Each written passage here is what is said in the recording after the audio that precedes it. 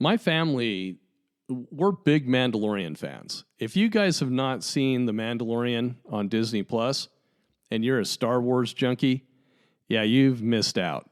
So it's great. So we're watching The Mandalorian. It gets over, and we're on Disney Plus, and I'm just scrolling down through it, and I see the short films. And off the movie Frozen, there's some short films that they've done with Olaf, and they are just darling. Anyway, you just got to watch them. They're cute as can be.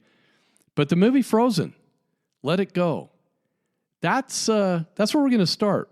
When to, quote, let go, unquote, of that essential employee. We begin our podcast right there. Computers are live, mixer is up, levels are good. Equalizer is good, ready channels 1 and 2. Mic is live in 3, 2, 1, roll it. Welcome, listeners, to the My Practice, My Business podcast, where we teach dentists and their teams how to reclaim forgotten profitability in dentistry with our clinical business of dentistry training. And now, the host of our show, the clinical director at My Practice, My Business, Dr. Rob Thorup. Well, if you're anything like me, you probably got that song buzzing in your head now. Let it go. We've all been there. Sleepless nights, irritable bowel syndrome, tension at home, all because of that one employee who you know is aggravating you and your team, let alone your patients, but you just don't have the courage to tell them you're fired. And who is this employee in the typical office? Which one? Sorry, office managers. I love you, but you know it's you. Yes, you. You've allowed the title of the position to go to your head. You practice unrighteous dominion over your fellow coworkers, including the doctor, and you have no one to blame but yourself. Oh, wait. The next one in line is the hygienist. You know, the one that says, it's not my job. When they are asked to do some recall or clean the instruments or, heaven forbid, work an extra hour to accommodate a special patient. Then there's the dental assistant. You're not excluded. You know, the one that refuses or doesn't have the mental aptitude to memorize the dental procedures you do so they can stay with the flow. But of all the employees who have control of the dental practice, unfortunately, it's the office manager who the dentist fears losing the most. The doc fears losing that person because they become dependent on them, or at least they think they do. Let's talk about some of the reasons the office manager becomes the queen bee of the office. And believe me, the stinger's out. You don't want to tick them off.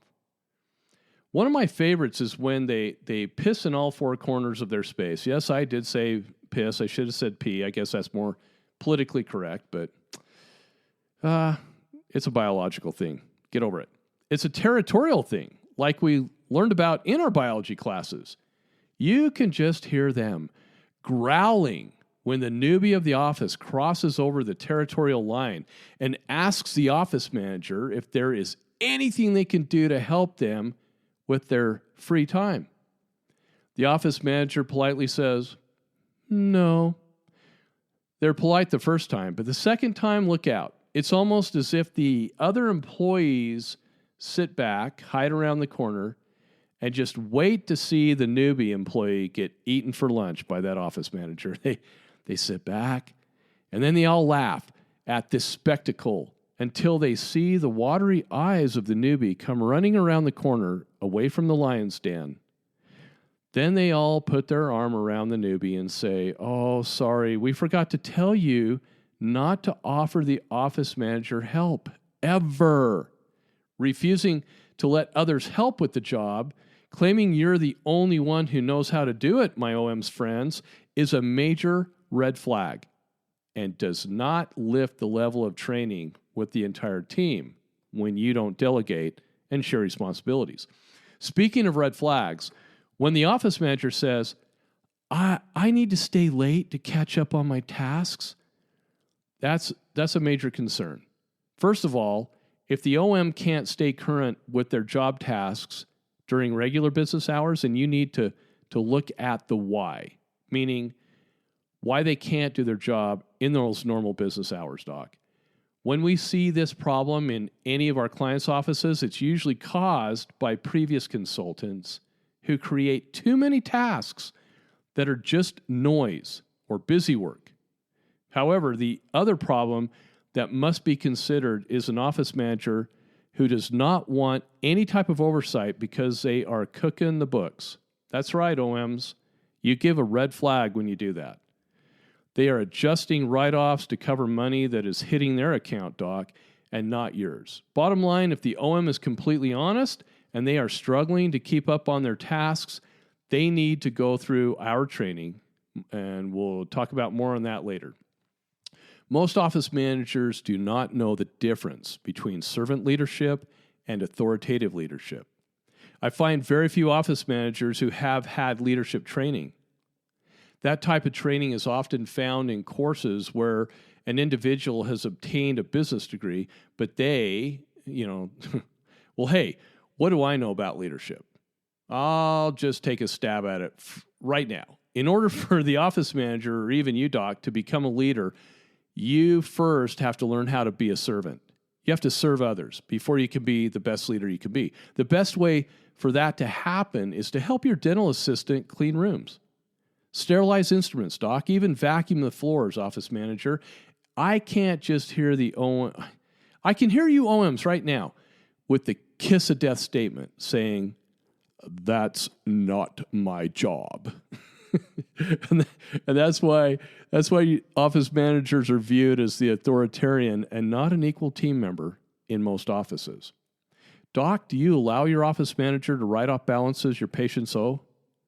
Do you give them carte blanche to run the accounts receivable however they deem fit to run it? Because they tell you that's their job? Because the consultant has said that that's their job? Doc, let's be honest. Do you even know what the hell happens up front? Or do you figure if there's money in the checking account at the end of the day, the practice must be doing well? And your OM walks on water. You're busted. I know what you think. I know what goes through your mind. No employee should be given that kind of power. In small practices like mine, you should know everything about the finances. In large practices, or one doc owning more than one practice, you should know everything that gets written off too, let alone the financial numbers, and not at the 10,000-foot level. I'm not talking about micromanaging. I'm talking about being prudent in your business. Is your office manager derogatory toward other team members? Doc, do they tell you to leave the finances to them? That you are not to talk finances with your patients? Oh, sure. You can downplay that right now. Go for it. You can chuckle it off and say, "Rob, I'm not good with finances, let alone talking finances with my patients." I want you guys to listen very carefully to what I'm about to say. You've been fed a bunch of crap. Let me help you explain it this way. You were not that good with prepping a crown or extracting a tooth the very first time you did it. But you do quite well now, don't you, Doc? You do a good job of that stuff, but you didn't in the beginning. You, Doc, have been talked down to in a derogatory way for years, being told to let the front deal with finances. You know, those highly trained front office members who have no business training except from dental consultants who also have no business degrees and were trained by those with no business degrees and antiquated protocols. Ouch, I said it, and I back it up. I wasn't that good at talking finances with my patients either when I first started my dental practice, but thank goodness I had a great consultant. Yeah, I know, they're few and far between, but I had a great consultant who told me to grow some confidence. I think he said something else, but grow some confidence and practice at being a business owner, Rob, not a puppet to the bad advice of most dental consultants. There is no room for derogatory speech in an office to you, docs, as everyone deserves a seat at the management table. Everyone has something to offer. It shouldn't just be that front office team member. And they shouldn't have that control. Have you ever had your office manager threaten to leave? That's the ultimate test. What do I mean by that? It's the ultimate test on you, Doc. This is precisely why we teach our clients that cross-training of positions is mission critical. I value each and every one of my employees, and they know I do. But when they get to the point where they feel they are indispensable, I have a problem with that. I had a team member threaten to leave if I didn't change my hours to conform to them. I simply dissolved the threat. She terminated herself. She huffed and puffed and couldn't believe that I told her to hand in her key before she leaves. Being cross-trained in all the positions in the dental office actually distributes responsibilities more evenly. It also means everyone except the hygienists and myself get paid more evenly. I don't have front and back office members. I have dental team members. All of them can fill in for each other.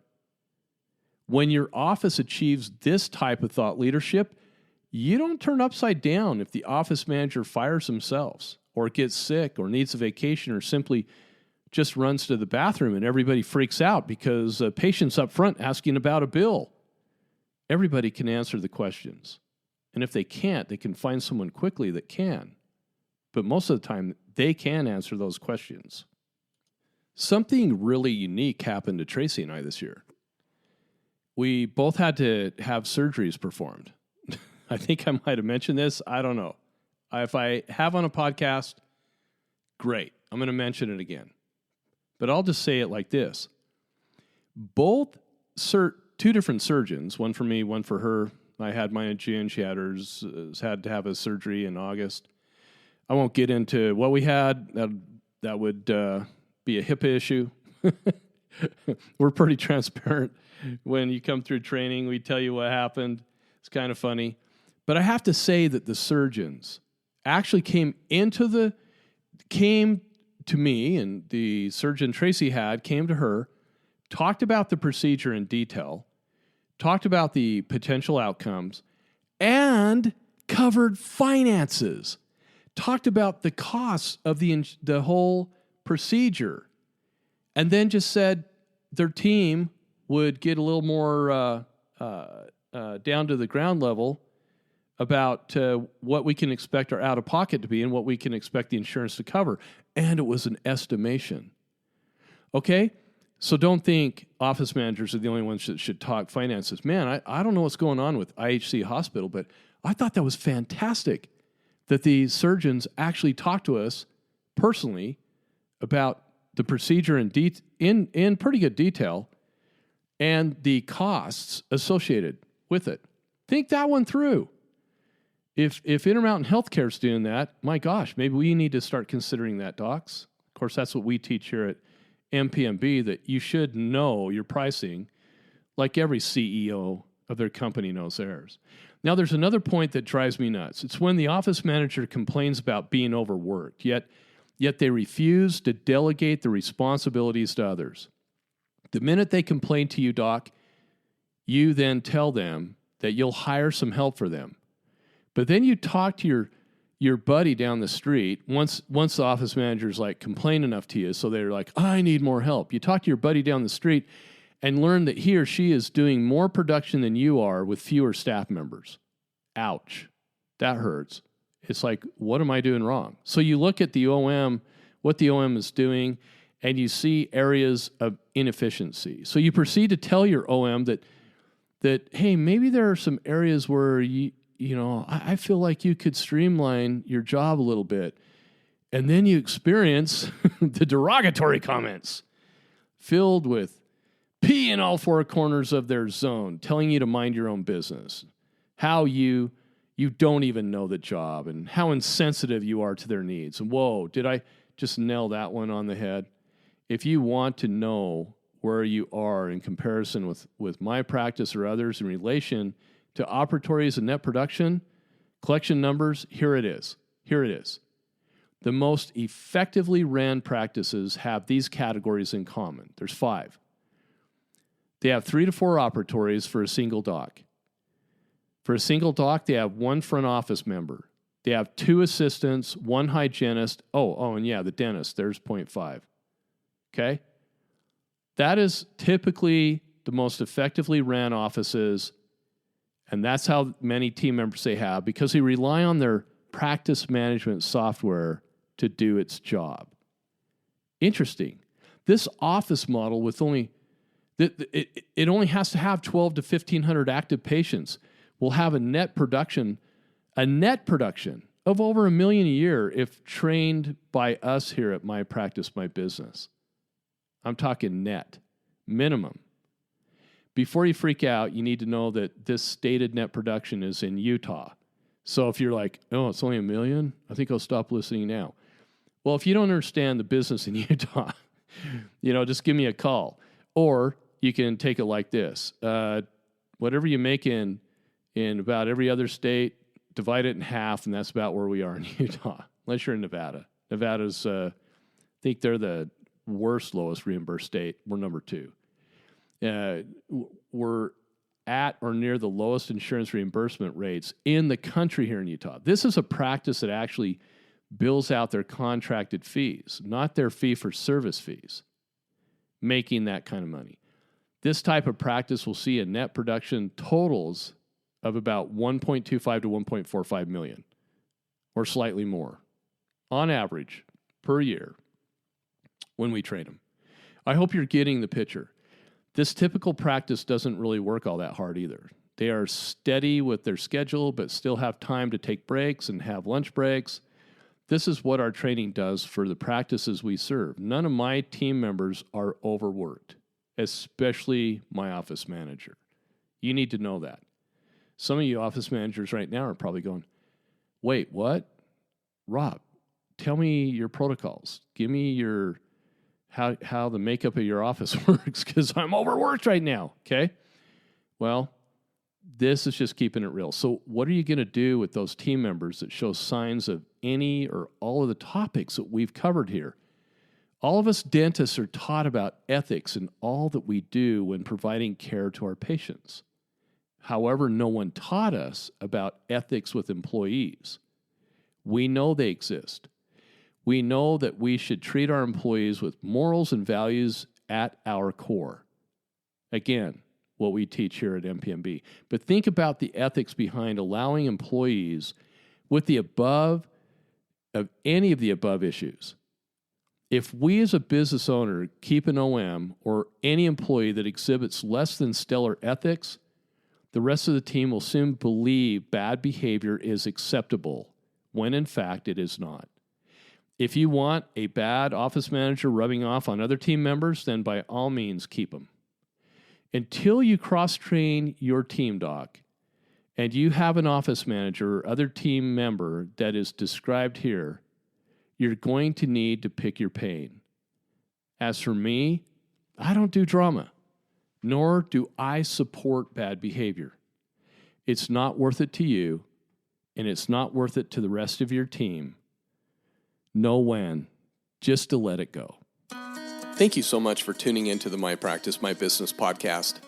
You can find additional podcasts you may have missed that will help you with your dental practice at Apple iTunes Podcasts.